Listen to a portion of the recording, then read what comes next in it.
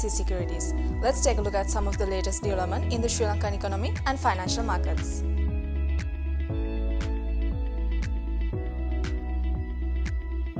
The government has successfully completed its domestic debt optimization program by accepting offers of 37% of the total outstanding principal amount of eligible treasury bonds, amounting to 3.2 trillion rupees out of 8.7 trillion rupees worth of T-bonds. Among superannuation funds, approximately 84% of the outstanding principal amount of eligible bonds as of June 2023 had valid offers accepted. This achievement is expected to help the Republic reduce its gross financing needs over the next decade.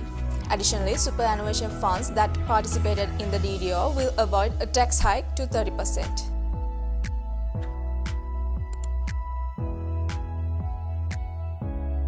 In response to strong protests from exporters, the Cabinet of Ministers has decided to postpone the abolition of Simplified Value-Added Tax System, which was a scheme extended to exporters to avoid delays in VAT refunds.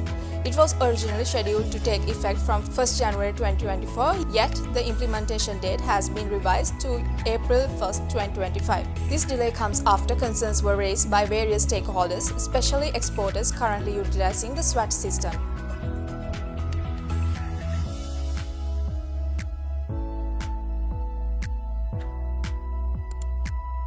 The Securities and Exchange Commission of Sri Lanka has announced update to the corporate governance rules for entities listed in the Colombo Stock Exchange, effective from 1st October 2023.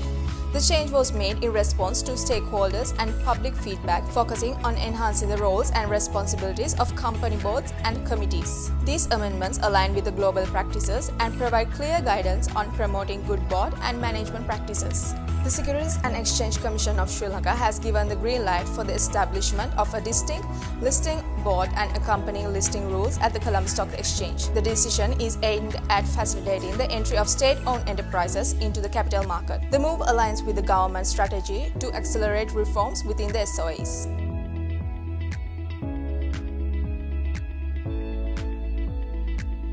The Colombo Stock Exchange is introducing two significant initiatives: regulated short selling through stock borrowing and lending to enhance trading flexibility for investors. Eligible securities determined by the CSE and reviewed quarterly will be used for SBL transactions. Investors with CDS accounts can engage in stock borrowings and lending transactions as lenders and borrowers through CDS participants. The CSE is also introducing regulated short selling with risk management measures to ensure market stability. Only shares with specific liquid companies will be eligible for RSS carried out through the automated trading system via trading participants and not through internet orders from clients.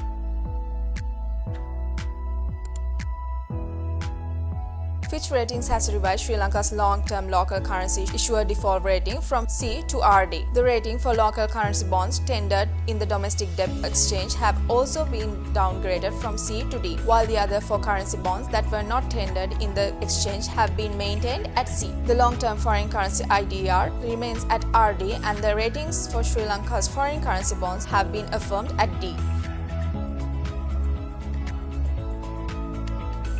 Oil prices reached their highest level of the year at the end of this week, driven by the expectation of tighter supply. By Thursday, Brent crude settled at $93.70, hitting its highest point since November 2022, when it briefly touched $93.89. US West Texas Intermediate crude closed at $90.16, notably surpassing the $90 mark for the first time since November. The International Energy Agency announced that Saudi Arabia and Russia would extend their oil output cuts, leading to a market deficit in the fourth quarter, contributed to the price increase. As reported by the Reuters, hedge funds have been actively purchasing crude oil futures over the past 2 to 3 weeks. This is primarily due to the strengthening fundamentals in the market, driven by the robust demand for both gasoline and diesel. Meanwhile, there is a growing sense of unease in the market regarding the adequacy of supply.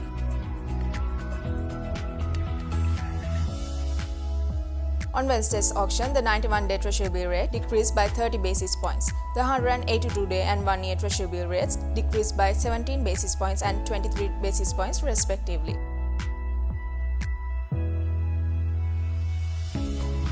Let's take a look at this week's Colombo Stock Exchange market status.